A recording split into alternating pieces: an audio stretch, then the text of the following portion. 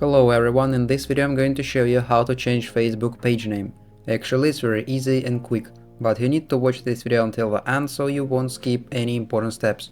So first of all you need to open your Facebook application, and then at the bottom right corner you need to click on menu icon, here it is, and then at the top of your screen next to your profile name on the right side of your screen there is a little gray arrow button. You need to tap on that one button, and then you need to choose any page you want. After that you need to click on the menu button again at the bottom right, and then at the top right corner click on the settings icon right up here. Then you need to scroll down and find page setup option, here it is. So after that you will see this interface. You need to click on the first one option, name, and here you need to click on little box and then type any name you want. But you need to understand that you won't be able to change your name again for 60 days.